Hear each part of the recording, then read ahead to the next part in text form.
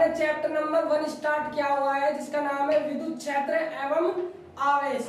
इस चैप्टर में हमने आवेश के क्वांटीकरण का नियम पढ़ा था, पिछले वाला टॉपिक।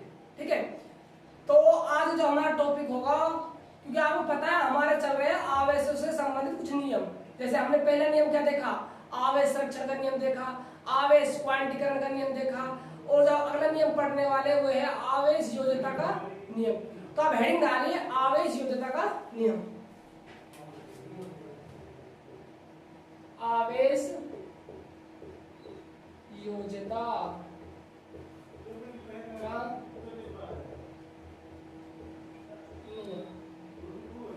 ठीक है भाई, हेडिंग आपकी नियम है आपका आवेश योज्यता का नियम। पहले आप समझिए आवेश योज्यता का नियम क्या होगा। नाम से अर्थ निकाल दे पहले, है ना। तो क्या नाम है आवेश योज्यता का नियम। कहीं ना कहीं यहाँ पर आवेश योज्यता का मतलब क्या होता है, योग। यानी कहीं ना कहीं हमें आवेश को क्या करना है, योग करना है। इसमें तो जरा समझो इस चीज को भाई, आवेश को योग करना है। आवेश है, आवेश कैसी राशि लाड लो बताना जरा, अदिश राशि है। कैसी राशि है, अदिश राशि है। और आप सभी को पता होगा जो अदिश राशियां होती है उनका योग कैसे करते हैं हम, बीजगणित योग करते हैं। क्या करते हैं, बीज गणितीय योग। ठीक है, बीज गणितीय योग करते हैं। मान लीजिए सपोज कीजिए कोई निकाय है। क्या है भाई, ये निकाय है। ठीक है, इस निकाय में बहुत सारे आवेश रखे हुए हैं। निकाय है एक, इस निकाय में बहुत सारे आवेश रखे हुए हैं और उन आवेशों में वैल्यू रख रहा हूं। मान लीजिए 3 प्लस का 3 गुलाम, माइनस का 6 गुलाम मान लीजिए, प्लस का 8 गुलाम मान लीजिए, माइनस का 3 गुलाम मान लीजिए, माइनस का 5 गुलाम और प्लस का 12 गुलाम। इस प्रकार के यहाँ पर आवेश रखे हुए हैं। कहाँ पर, इस निकाय में उपस्थित है। दोबारा समझो, हम पढ़ रहे हैं आवेश योज्यता का नियम। आवेश कैसी राशि है, अदिश राशि है। और अदिश राशियों को योग कैसे करते हैं हम, बीजगणित योग करते हैं। ये एक निकाय है, इस निकाय में कुछ आवेश उपस्थित है। मैंने वहां पर प्लस माइनस कुछ आवेश ले लिए। ठीक है, अब देखो आवेश योज्यता का नियम क्या कहता है। आवेश योज्यता का नियम ये कहता है कि निकाय में जितने भी आवेश उपस्थित है उन्हें क्या कर दो आप, उन्हें ऐड कर दो। ऐड करने का मतलब क्या है, उन्हें सभी को जोड़ दो। यदि मैं कुल आवेश की बात करूं इस निकाय की, तो क्यू नेट क्या हुआ कुल के लिए, या आप हिंदी में क्या लिख सकते हो, कुल लिख सकते हो। ठीक है, आवेश जोड़ना है इस निकाय, कुल आवेश निकालना है। जितने भी आवेश इस निकाय में उपस्थित है आपको सभी आवेशों को क्या करना होगा, जोड़ना होगा। और जोड़ते कैसे है, आवेश है तो आवेश कैसी राशि, अदिश राशि। और अदिश राशि को कैसे जोड़ेंगे हम, बीजगणित योग करते हैं। कैसे करते हैं, बीजगणित योग, यानी कि चिन्ह सहित। बीजगणित योग का मतलब क्या होता है भाई, चिन्ह सहित योग करना होता है इसमें। ठीक है, अब देखो जरा, प्लस का 3q, ठीक है, माइनस का 6q, प्लस का 8q, माइनस का 3q, माइनस का 5q, प्लस का 12q। ठीक है, आप पहले प्लस प्लस वालों को जोड़ लीजिए। ठीक है, देखो प्लस का 3q है, प्लस का 8q, कितना बन गया, प्लस का 11q और ये 12 है, तो 11 क्या, 22 है, 23q। क्या बन जाएगा, प्लस का 23q। अब माइनस माइनस को जोड़ो जरा, माइनस का 6q, माइनस का 3q, कितना होगा, माइनस का 9 और माइनस का 5, कितना हो जाएगा, माइनस का 14q। देखो अब इसमें से घटाओ, 23 प्लस का है और 14 माइनस का है, कितने बच जाएंगे, 6 यहाँ से 9 आ जाएगा। कितना आ जाएगा भाई, प्लस का 9q आवेश आ जाएगा। तो देखो किसी भी निकाय का आवेश योज्यता का नियम कहता है, कोई निकाय दिया हुआ है तो आप जो निकाय के कुल आवेश निकालते हो तो आपको ऋणावेश और धनावेश कैसे योग करना पड़ता है, बीजगणितीय योग करना पड़ता है, जिससे उस निकाय क्या आ जाता है, कुल आवेश आ जाता है। ये है नियम किसका, आवेश योज्यता का नियम। तो मैं नियम को लिखता हूँ, है ना, आप क्लियर हो गया होगा ये दिमाग में क्या है आवेश योज्यता का नियम। देखो नियम, इस नियम के अनुसार ऐसे लिखो, चलो लिखो, कोई दिक्कत नहीं है। इस नियम के अनुसार, इस नियम के अनुसार, इस नियम के अनुसार आवेश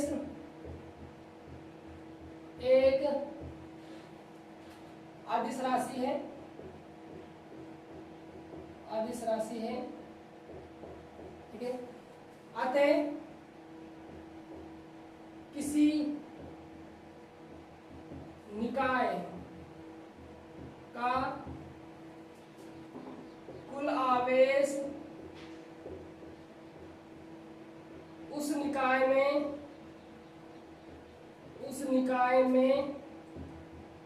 उपस्थित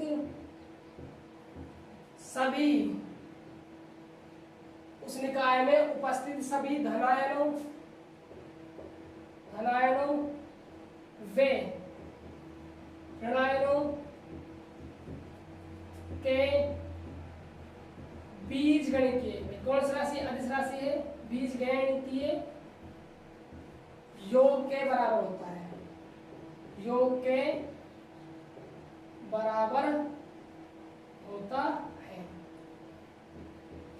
तो क्या बोल रहा है नियम, इस नियम के अनुसार आवेश क्या अदिश राशि है, अतः किसी निकाय का कुल आवेश, इस निकाय कुल आवेश क्या क्या ऐड किया आपने, धनावेश ऐड किया और ऋणावेश ऐड किया। किस प्रकार से ऐड किया, आवेश एक अदिश राशि है, योग किस प्रकार किया आपने, बीजगणितीय योग। यही लिखा हुआ है देखो, अतः किसी निकाय का कुल आवेश उस निकाय में उपस्थित सभी धनायनों और ऋणायनों के बीजगणितीय योग के बराबर होता है। तो देखो फॉर्मूला क्या बन गया बाबू, यहाँ से लगाना दिमाग अपना, क्यू नेट क्या निकालोगे आप भाई, आपने क्यू पॉजिटिव को जोड़ा और आपने क्या जोड़ा, क्यू नेगेटिव जोड़ा, यानी ये धनावेश जोड़ा और प्लस में क्या जोड़ा, ऋणावेश जोड़ा, तो आपको निकाय क्या मिल जाएगा, कुल आवेश मिल जाएगा। स्टार लगा करना इस चीज पर, ठीक है। कुल आवेश क्या है, फॉर्मूला है, धनावेश और ऋणावेश को आपस में क्या करना है, आपको जोड़ना है, जिससे क्या आ जाएगा, उस निकाय का कंप्लीट का कुल आवेश आ जाएगा। ये कहलाएगा आवेश योज्यता का नियम होता है भाई। क्या होता है बाबू, आवेश योज्यता का नियम होता है। आप नोट डाउन कीजिए, अगला जो नियम पढ़ने वाले हैं वो है आवेश निश्चलता का नियम, ठीक है। तो आप लिखिए भाई, है ना,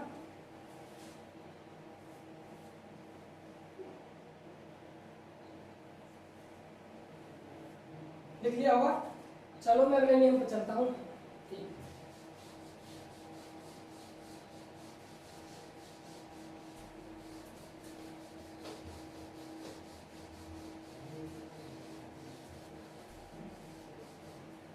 अब ये हेडिंग डालो, आवेश निश्चलता का नियम,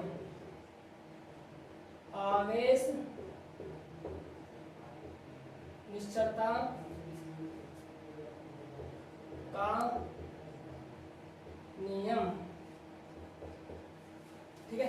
देखो पहले हम क्या करते हैं, नियम कुछ भी जो टॉपिक पढ़ते हैं हम पहले नाम शब्द निकालने की कोशिश करते हैं। तो यह नाम क्या है, आवेश निश्चलता।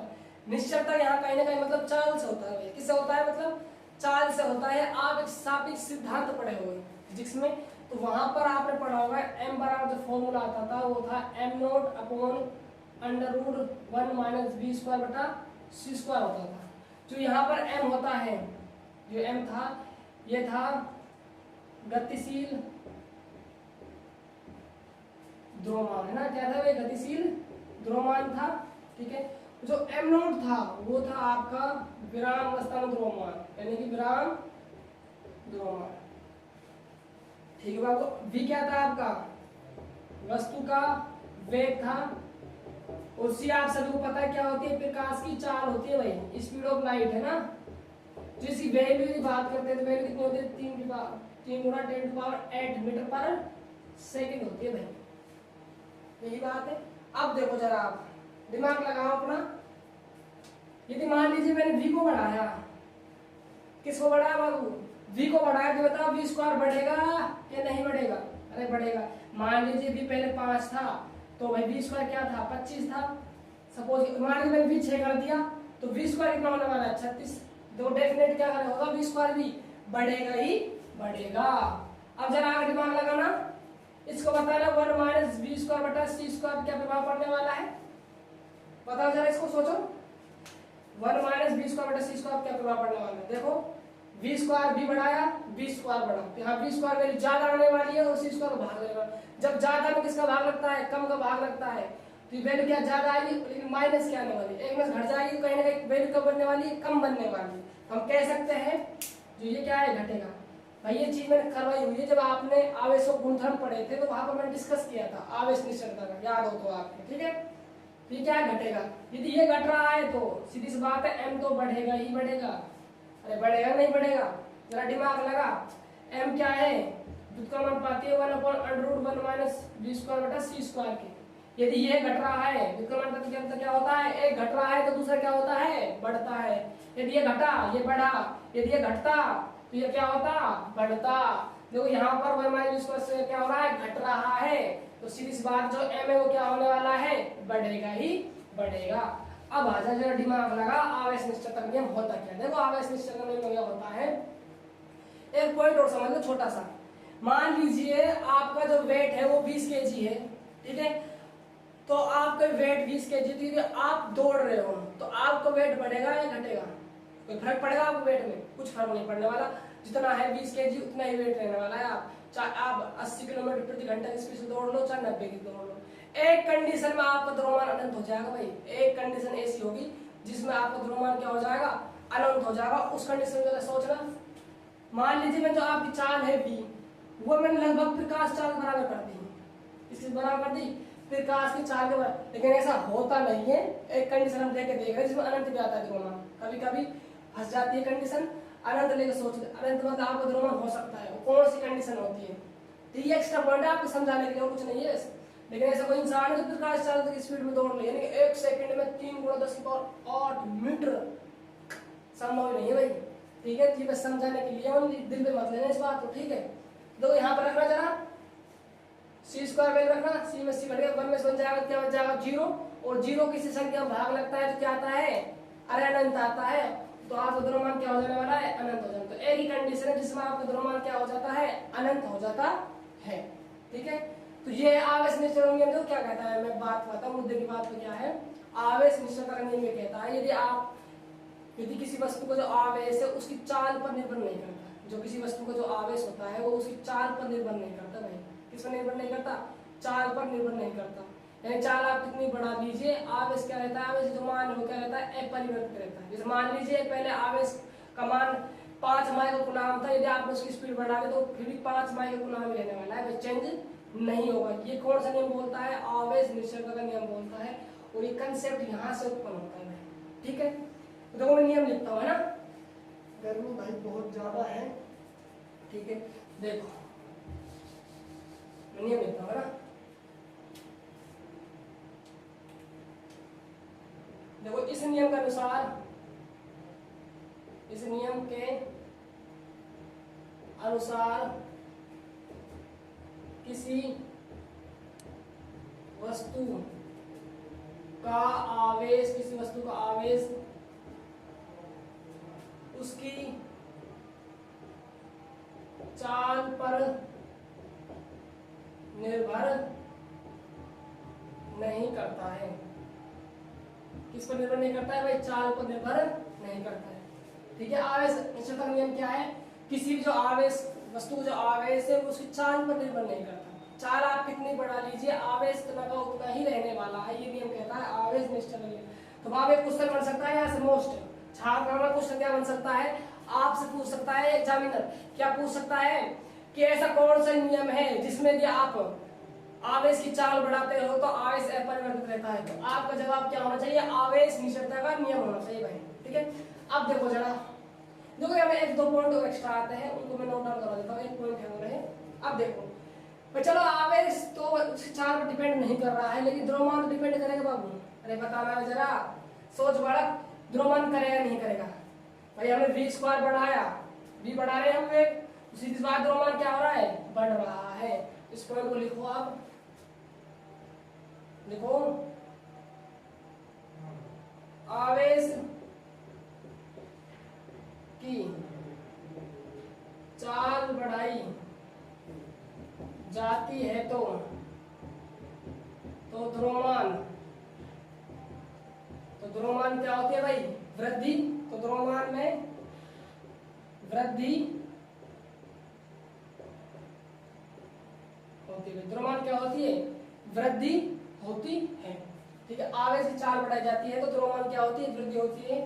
तथा एक और पॉइंट आता है विशिष्ट आवेश में क्या प्रभाव पड़ने वाला है, तथा विशिष्ट आवेश, विशिष्ट आवेश होता है आवेश और द्रव्यमान का जो अनुपात होता है उसको क्या बोलते हैं, हम विशिष्ट आवेश बोलते हैं। तथा विशिष्ट आवेश में क्या होगा, जरा बताना, सोचना, विशिष्ट आवेश में क्या प्रभाव पड़ने वाला है, Q अपॉन m है विशिष्ट आवेश।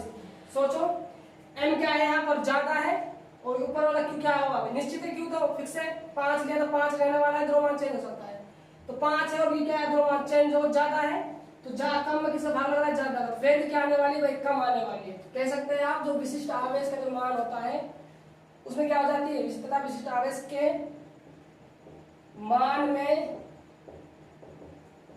कमी हो जाती है। क्या हो जाती है भाई, कमी हो जाती है। ठीक है, तो ये आपका जो आवेश निश्चलता का नियम तो कंप्लीट हो गया भाई। तो आज हमने दो नियम डिस्कस किए, एक तो आवेश योज्यता का नियम और एक आवेश निश्चलता का नियम। जो इससे अगला वाला टॉपिक होगा वो होगा हमारा आवेश कूलाम का नियम। क्या होगा भाई, आवेश से संबंधित नियम पढ़ रहे हैं हम। इससे अगला जो टॉपिक होगा वो होगा कूलाम का नियम। थोड़ा कूलाम का नियम थोड़ा बड़ा है तो इस लेक्चर में शायद कंप्लीट नहीं हो पाएगा, इसीलिए हम उसको अगले लेक्चर में देखेंगे। ठीक है भाई, तो यदि आपको हमारे वीडियो अच्छे लगते हैं तो आप ये वीडियो जितना हो सके अपने दोस्तों के साथ शेयर कीजिए, और भाई एक लाइक तो कर दिया करो यार, इतनी लाइक में कंजूसी करते हो। ठीक है, तो दोस्तों मिलते हैं अगली वीडियो में। Bye bye, take care.